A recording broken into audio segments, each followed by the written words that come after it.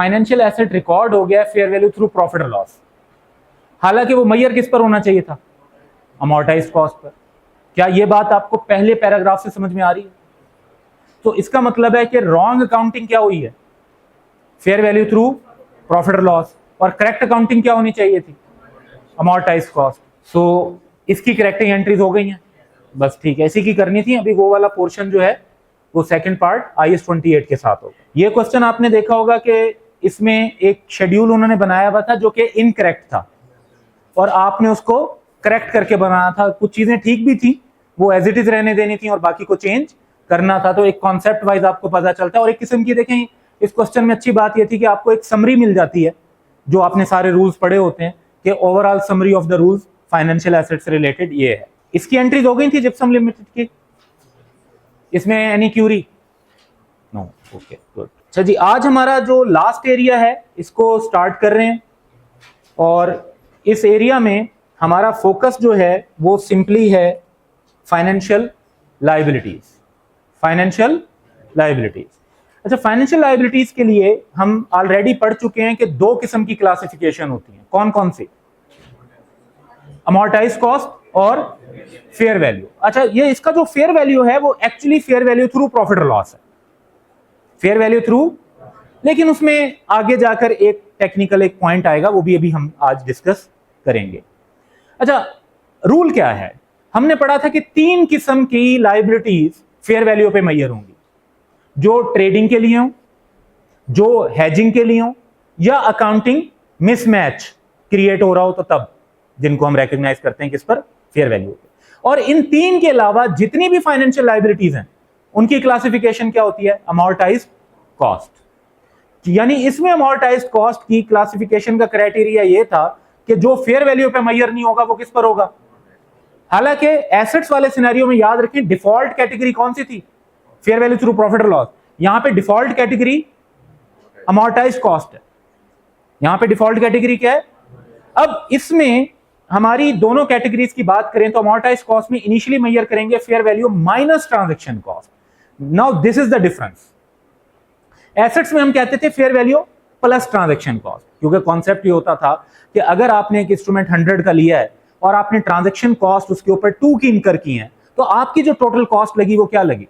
आपको जो पैसा देना पड़ा, कितना देना पड़ा? 10। लायबिलिटी के सिचुएशन में यह है कि अगर आपने 100 का डिबेंचर इशू किया और आपको 2 की ट्रांजैक्शन कॉस्ट पे करनी पड़ी, तो आपको नेट कितने मिले? 98। डिबेंचर इशू करने से कितने मिले? 100, और 2 की क्या लगानी पड़ गई? ट्रांजैक्शन। तो आपको 100 तो नहीं मिला, आपको क्या मिला है?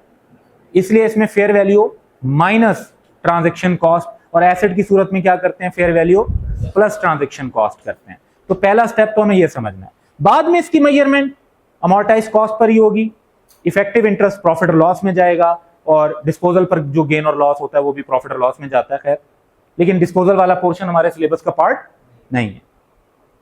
फेयर वैल्यू वाला पोर्शन इनिशियली किस पर मेजर करेंगे? बाद में भी थ्रू प्रॉफिट और लॉस जैसी अकाउंटिंग है ना।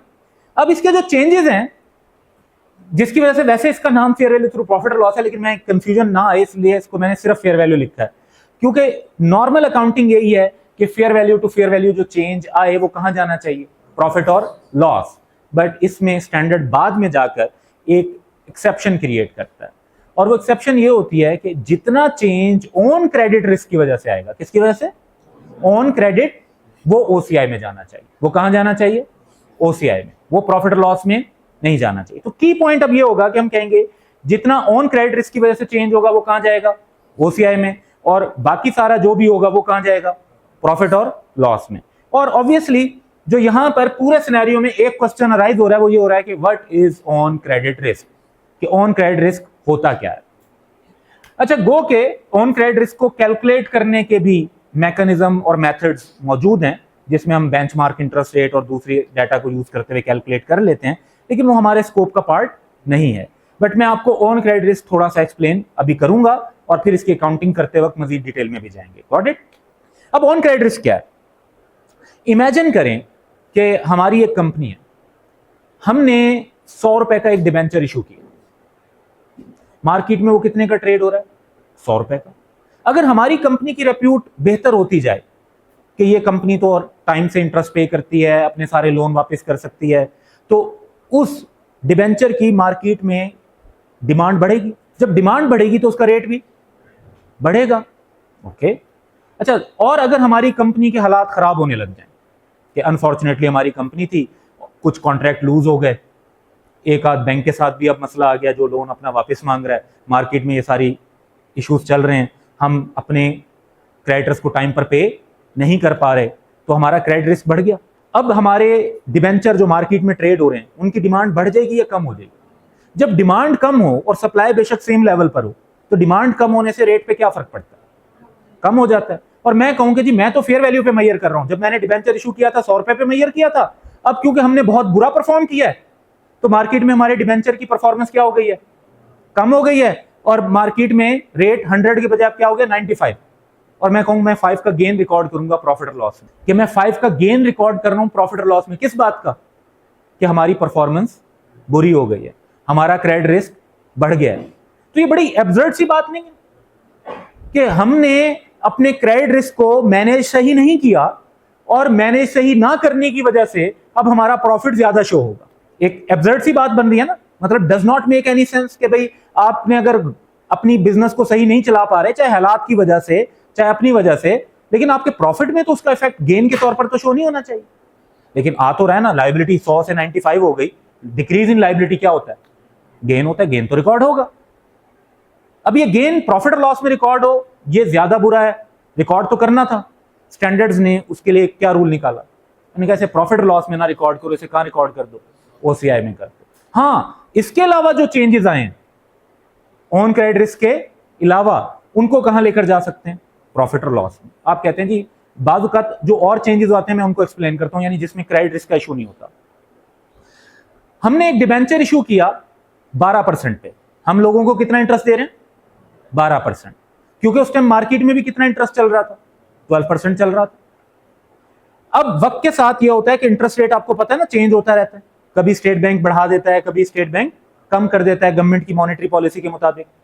तो अब मार्केट में इंटरेस्ट रेट कम हो गए, अब मार्केट में जो नए इंस्ट्रूमेंट लॉन्च हो रहे हैं वो 8% इंटरेस्ट पे कर रहे हैं, और हमारा डिबेंचर कितना पे कर रहा है?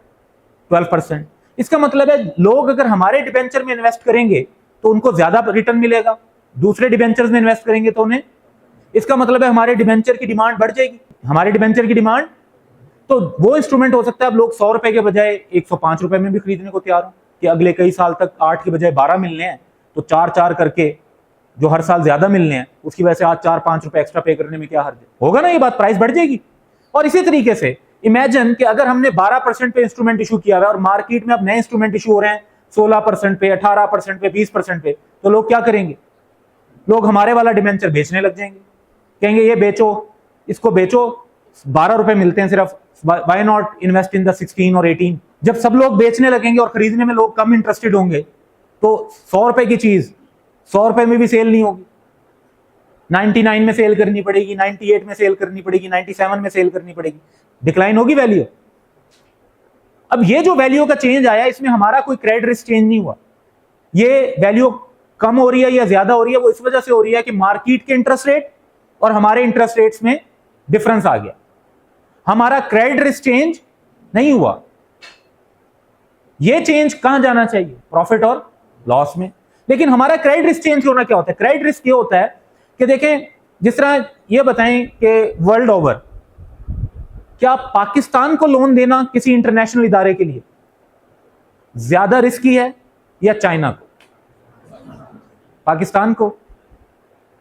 तो जब कोई भी कंट्री या वर्ल्ड बैंक पाकिस्तान को लोन देगा तो वो अमूमन इंटरेस्ट रेट भी ज्यादा चार्ज करेगा, एक तो अपने रिस्क को कवर करने के लिए। तो इसका मतलब है कि credit risk is something, country to country भी रिस्क डिफरेंट है, कंपनीज का भी क्रेडिट रिस्क डिफरेंट होता है। एक नजर आता है, आपने सुना भी होगा क्रेडिट रेटिंग, जी इस कंपनी की या कंट्री की क्रेडिट रेटिंग B- है, AA+ है, ये इस तरह से सुनी हुई है ना। तो इसी तरह कंपनीज की भी क्रेडिट रेटिंग होती है। आपकी क्रेडिट रेटिंग इंप्रूव होती है, इट मींस के आपका क्रेडिट रिस्क कम हो गया, आपको लोन देना लेस रिस्की है। आपकी क्रेडिट रेटिंग डिक्लाइन करती है, डिटेरियोरेट होती है, तो क्या रिफ्लेक्ट करता है कि अब आपको लोन देना ज्यादा, पहले की निस्बत ज्यादा रिस्की है। सो अगर क्रेडिट रिस्क बढ़ने की वजह से कोई गेन अराइज हो रहा हो, क्योंकि लायबिलिटी की वैल्यू तो कम हो जाएगी, तो वो गेन प्रॉफिट और लॉस में तो जाना नहीं चाहिए, फिर उसको कहां लेकर जाएंगे, ओसीआई में। तो ये लॉजिक अब क्लियर हो रही है ऑन क्रेडिट रिस्क की। फाइन, अब नेक्स्ट इशू इज दैट्स कि हम प्रैक्टिस करें। अच्छा, अब एक प्रैक्टिस तो हम करेंगे अमोर्टाइज कॉस्ट पे। ये आपकी बुक में एग्जांपल 14 जैसी है, लेकिन राइट नाउ मैं चाहूंगा कि आप यहां पे फोकस करें, उसको घर से कीजिएगा। तो on 1 January 2021 J limited issued a deep discount bond with a 50,000 nominal value। deep discount bond का मतलब होता है जो पार वैल्यू से काफी कम अमाउंट पर इशू किया जाए, काफी। ये एक तरीकेकार है ना, देखिए जिस तरह हम टिपिकली इस्लामिक सोसाइटीज के अंदर इंटरेस्ट के वर्ड को बुरा समझा जाता है, तो समटाइम वो कहते हैं कि जी ठीक है इंटरेस्ट नहीं होगा, 1 लाख रुपए का डिबेंचर है, हम आपको इशू कर रहे हैं 70,000 में, आप हमें 70,000 दें, हम आपको देंगे डिबेंचर कितने का, 1 लाख का, और जब आप वापस करेंगे आपको पूरे लाख मिलेंगे। इंटरेस्ट कितना है, 0। लेकिन एक्चुअली क्या हो रहा है कि 70 देकर 100 मिल रहे हैं, वो जो डिफरेंस है 30 का, 3 साल 4 साल 5 साल जो भी डिबेंचर की टर्म है, वो है तो इंटरेस्ट, है तो एक्चुअली वो इंटरेस्ट, लेकिन नाम उसका क्या रख दिया, डिस्काउंट। जब बहुत ज्यादा डिस्काउंट होता है तो उसे अक्सर क्या कहते हैं, डीप डिस्काउंट। तो एक डीप डिस्काउंट बॉन्ड इशू किया है कंपनी ने with ₹50,000 nominal value. Nominal value means par value. Discount rate 16% है और कॉस्ट ऑफ इशू कितने की है, 2000 की। Interest of 5% nominal value is payable annually, ये कूपन रेट आ गया। और bond must be redeemed on 1 January 2026 after 5 years at a premium of ₹4611। Effective interest rate कितना है, 12%। इसको फाइनेंशियल स्टेटमेंट्स में कैसे रिफ्लेक्ट किया जाएगा। अच्छा, आपको याद है एक दो दिन पहले हमने अमोर्टाइज कॉस्ट के टेबल बनाए एसेट के लिए, सेम टेबल बनता है फाइनेंशियल लायबिलिटी के लिए। फर्क क्या होगा, वहां पर जो कैश था वो हमें मिल रहा होगा, यहां पे हम कैश पे कर रहे होंगे। वहां पर जो इंटरेस्ट की अमाउंट थी वो हमारा इनकम थी, और अब इंटरेस्ट की अमाउंट हमारे क्या होगी, एक्सपेंस। जो स्टेटमेंट ऑफ फाइनेंशियल पोजीशन की फिगर है वहां पे वो हमारी इन्वेस्टमेंट एसेट की फिगर थी, अब वो फिगर किसकी होगी, लायबिलिटी की। तो अब सिंपली वैसे ही एक शेड्यूल बनाएंगे। इनिशियली पार वैल्यू कितनी है, डिस्काउंट कितना है, 16%। याद रखें कल क्वेश्चन कर रहे थे प्रीमियम ऐड होता है, डिस्काउंट लेस होता है, ठीक है। तो आपने जब लोगों को इशू किया ये डिबेंचर, तो कितने का इशू किया, 42,000, और आपकी इशू कॉस्ट कितनी लगी है, 2000। और इनिशियली हमने रिकॉर्ड करना है fair value minus transaction cost, तो इनिशियली इंस्ट्रूमेंट हमारा रिकॉर्ड होगा 40,000 पे। ये टेबल अगर देखें तो क्या डिफरेंट है उससे जो फाइनेंशियल एसेट में बनाते थे, एग्जैक्ट वैसा ही है, बस डिफरेंस इज दैट कि दिस प्रॉफिट और loss is now interest expense, this cash is not received rather cash paid. और ये एसएफपी में जो है हम एसेट शो नहीं कर रहे बल्कि लायबिलिटी। तो इनिशियली देखें हम रिकॉर्ड करेंगे अपने इस लोन को, फाइनेंशियल लायबिलिटी को कितने पर, 40,000 पे। 12% इंटरेस्ट लें तो 4800 बनता है। जो पेमेंट होगी कैश की वो किस हिसाब से होगी, वो पार वैल्यू पर नॉमिनल रेट। पार वैल्यू कितनी है, 50,000, और उसका नॉमिनल रेट कितना है, 5%, 2500 बनते हैं। तो ये लेंगे, हमारे पास क्लोजिंग बैलेंस ऑफ लायबिलिटी आ जाएगा 42,300।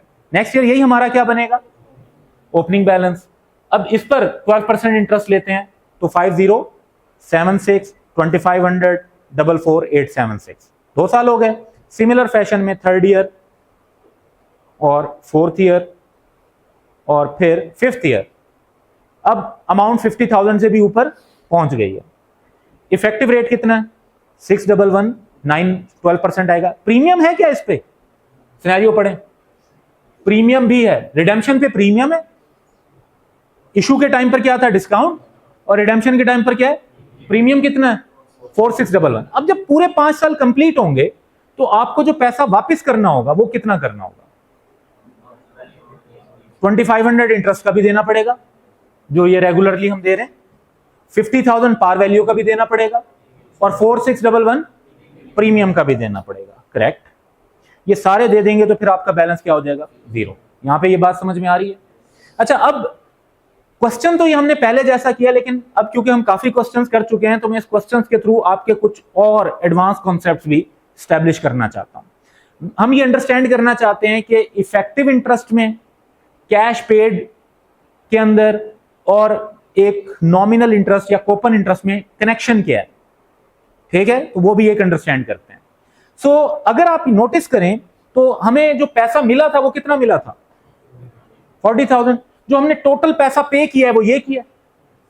तो अब कुछ कैलकुलेशंस करते हैं। हमने प्रॉफिट और लॉस में जो एक्सपेंस बनाया है वो है 27,111। हमने जो टोटल पैसा पे किया है वो है 67,111। अच्छा इमेजिन करें, इंटरेस्ट यही नहीं होता कि पैसे लिए कितने थे और वापस कितने किए, उनका डिफरेंस। पैसे लिए कितने थे, वापस कितने किए, कितने ज्यादा वापस किए, 27,111, तो उतना ही एक्सपेंस बना है। इसका मतलब है effective interest is in reality proper interest. मजीद कनेक्शन समझते हैं। एक्चुअली एक बड़े मजे की बात यह है कि प्रीमियम भी असल में क्या है, इंटरेस्ट। डिस्काउंट भी असल में क्या है, इंटरेस्ट। और ट्रांजैक्शन कॉस्ट भी असल में क्या है, इंटरेस्ट। और जो कूपन रेट पे कर रहे हैं ये भी क्या है, इंटरेस्ट। एक कैलकुलेशन बनाते हैं। कूपन इंटरेस्ट आपने 2500 के हिसाब से 5 साल पे किया, कितने पैसे बने, 2500 5 ईयर्स तक। ये देखें 1 2 3 4 5 12,000। लेकिन हमने जो एक्सपेंस बनाया वो बनाया 27,111। इस इंटरेस्ट में 12,500 और 27,111 में क्या डिफरेंस है, इसमें 3 डिफरेंसेस है, discount, premium, transaction cost. Discount, premium, transaction cost. Discount कितना था, 8,000। ट्रांजैक्शन कॉस्ट, प्रीमियम 4,611 और ट्रांजैक्शन कॉस्ट कितना टोटल बनेगा, 27,111। अगर आप कोई भी क्वेश्चन ऐसा करें जिसमें आप कहें डिस्काउंट भी 0 है, प्रीमियम भी 0 है और ट्रांजैक्शन कॉस्ट भी क्या है, तो आपका कूपन रेट और इफेक्टिव रेट सेम होगा। कूपन रेट और इफेक्टिव रेट सेम होगा। और आप अगर सिनेरियो बनाएं, अगर आपका कूपन रेट और इफेक्टिव रेट सेम है तो एक्चुअली आपके पास जो जवाब आएगा वो क्या आएगा, एंड में फिर भी 0 ही आएगा। मैं एक मिसाल देता हूं। इमेजिन कि एक लोन है जो 100 का है 3 साल के लिए। आप कहते हैं कि जी जो इफेक्टिव इंटरेस्ट है वो भी 10% है, जो कूपन इंटरेस्ट है वो भी 10% है, because there is no premium, no discount, nothing. तो 100 का लोन जो इशू किया होगा कितने का इशू होगा, 100 का। इफेक्टिव इंटरेस्ट कितना बनेगा, पे कितना करेंगे, क्लोजिंग बैलेंस 100। हमारे पास जो लोन इनिशियल रिकॉर्ड हुआ 9% का इंटरेस्ट रेट भी है, तो इंटरेस्ट भी तो पे करना पड़ेगा। तो हमारी एंट्री हो जाएगी इंटरेस्ट एक्सपेंस डेबिट और कैश क्रेडिट। उसके बाद ईयर एंड पर वैल्यू 88,000 हुई, तो हमने 8,000 का लॉस रिकॉर्ड किया। सारे का सारा कहां रिकॉर्ड हुआ, क्योंकि इसमें ऑन क्रेडिट रिस्क नहीं था। फिर नेक्स्ट ईयर फिर इंटरेस्ट हम एक्सपेंस रिकॉर्ड करेंगे। और ये क्योंकि देखें वंस अगेन मैंने ऐसा ही सिनेरियो क्रिएट किया है जिसके अंदर आप देख रहे हैं कि कोई प्रीमियम नहीं था, कोई डिस्काउंट नहीं था, कोई ट्रांजैक्शन कॉस्ट, तो 9% का इंटरेस्ट जितना प्रॉफिट और लॉस में जाना है उतना ही पे होना है। तो आपको ये अलग अलग एंट्रीज में रिकॉर्ड करने की जरूरत नहीं है। अब वैल्यू 88 से 82 हो गई, 6 से लायबिलिटी कम हो गई, गेन बनता है। अब ये जो गेन है इसका जो ऑन क्रेडिट रिस्क की वजह से वो कितना है, ये कहां जाना चाहिए, और बाकी 2,000। तो ये टोटल हमारा फाइनेंशियल लायबिलिटी की काउंटिंग है। 2 क्लासिफिकेशन थी, दोनों की एग्जांपल कवर हो गई, ठीक है। एक क्वेश्चन पास्ट एग्जाम का देखते हैं। On 1 January 2022 ZL purchased 1.5 million bonds of Copper Limited having face value of ₹100 each at a premium of ₹, यानी 100 रुपए का डिबेंचर आपने कितने में बाय किया, ठीक है, बाय किया है 105 में। मैच्योरिटी कितनी है, 5 years। The transaction cost associated with the purchase of these bonds was 2, तो यानी अगर ट्रांजैक्शन कॉस्ट ऐड करेंगे तो 107। The coupon interest rate 13% while the effective interest rate is 11.1%, और investment was classified at fair value through OCI। At 31st December, the bonds were quoted at ₹103 each on fair value 107 पे record करेंगे क्योंकि plus transaction cost पे record होना है, लेकिन value कम होकर कितनी होगी, 10। अच्छा अब यहां पर जर्नल एंट्रीज पास करनी है, लेकिन पहले कुछ क्वेश्चन स्टैब्लिश करते हैं। पहले ये स्टैब्लिश करें कि ये फाइनेंशियल एसेट है या फाइनेंशियल लायबिलिटी, एसेट, क्योंकि लफ्ज यूज हुआ है परचेज अच्छा, लव्स परचेज, इन्वेस्टेड, बाउट, इसका मतलब है आपका एसेट है। और अगर होता वर्ड इशूड तो फिर लायबिलिटी होती। सेम सिनेरियो इशूड के साथ कर दें, एक लफ्ज चेंज करेंगे और आपकी सारी एंट्रीज चेंज हो जाएंगी। Got it? अच्छा, अब अकाउंटिंग होनी है फेयर वैल्यू थ्रू ओसीआई। क्या ये डेट इंस्ट्रूमेंट है या इक्विटी इंस्ट्रूमेंट? बॉन्ड है, इक्विटी तो नहीं है ना। इंटरेस्ट रेट वगैरह दिए हुए हैं वो तो डेट में ही होते हैं, इक्विटी में तो नहीं होते, तो ये डेट है। अच्छा, डेट इंस्ट्रूमेंट में फेयर वैल्यू थ्रू ओसीआई हो तो रूल क्या है? इनिशियली मेजर करें fair value plus transaction cost पे, बाद में फेयर वैल्यू पे मेजर करना है। लेकिन उसके लिए जो चेंजेस हैं, इफेक्टिव इंटरेस्ट कहां जाएगा? प्रॉफिट और लॉस में, और जो मजीद चेंज होगा फेयर वैल्यू का वो कहां जाएगा? ओसीआई में। क्या यहां पर कल की तरह हमें पूरे शेड्यूल बनाने की जरूरत है? द आंसर इज नो, क्योंकि एक साल का डेटा है। 1 जनवरी को इन्वेस्टमेंट की और 31 दिसंबर, और पहले साल का तो डायरेक्ट भी हो जाता है।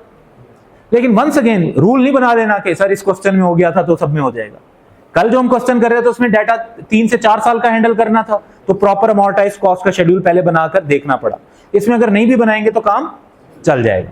तो मेजर करते हैं। सबसे पहले जर्नल एंट्रीज के लिए 1 जनवरी को 1.5 मिलियन बॉन्ड्स, 100 किस चीज के हैं? Par value. 5 क्या है? 2 क्या है? Investment debit, bank credit. ठीक है। फिर 31 दिसंबर 11.1% इफेक्टिव इंटरेस्ट रिकॉर्ड करना है। क्या रिकॉर्ड करना है?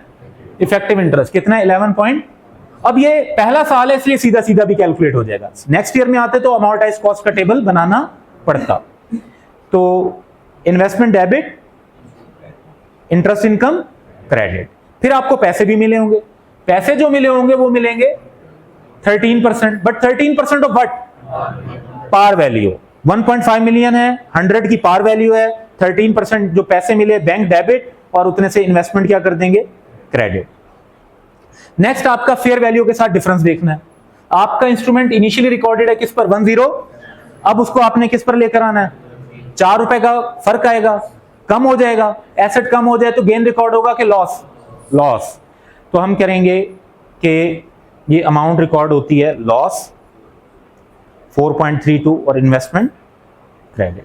अच्छा, अब ये जो रिकॉर्डिंग की है इसको जरा मैं सेपरेटली आपको एक्सप्लेन भी करूंगा कि ये कैसे कैलकुलेट हुआ है। आप इसको अगर थोड़ा सा वर्किंग को बेहतर वे में अंडरस्टैंड करना चाहें तो मैकेनिज्म ये बनता है कि आपने फाइनेंशियल एसेट पहले कितने का रिकॉर्ड किया था? 160.5 का। फिर हमने इफेक्टिव इंटरेस्ट की वजह से उसको बढ़ाया कितने का? 82। फिर हमने जब पैसे ले लिए कुछ तो 19.50 से कम किया, 158.82 ये बनती है। जबकि ईयर एंड पर हम कहते हैं कि एक इंस्ट्रूमेंट 1.5 मिलियन का है और उसको रिकॉर्ड होना चाहिए 103 पे, तो ये कितने पैसे बनते हैं? 154.5। क्या बैलेंसिंग फिगर से आपके पास लॉस आ जाएगा? विच वुड बी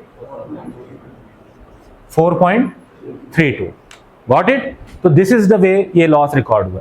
अब ये जो पार्ट है ये 4 नंबर का है और आपको कितनी एंट्रीज करनी है? 4 एंट्रीज करनी है, 4 मार्क्स हैं।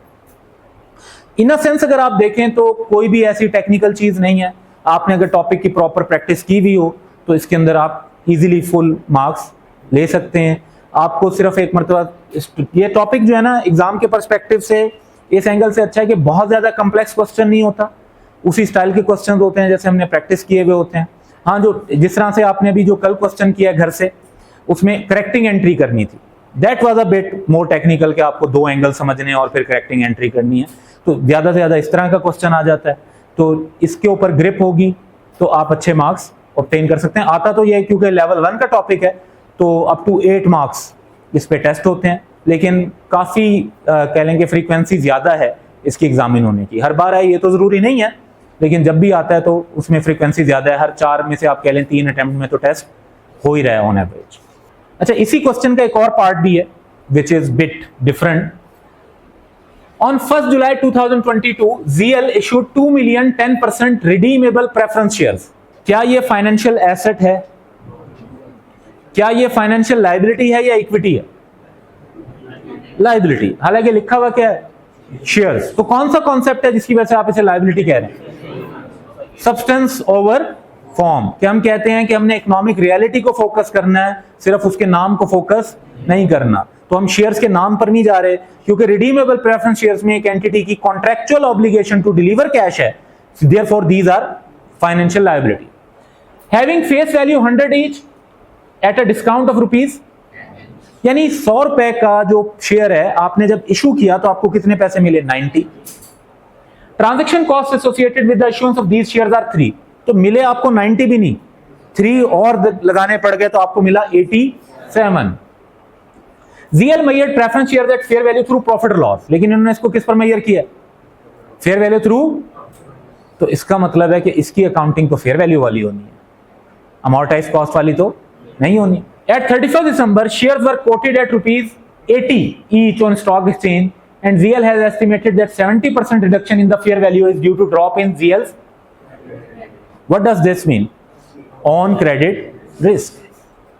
कि जो टोटल वैल्यू का रिडक्शन हुआ उसमें से 70% क्या है? On credit. तो 30% क्या है? जो बाकी रीजंस है। और बाकी रीजंस का इफेक्ट कहां जाएगा?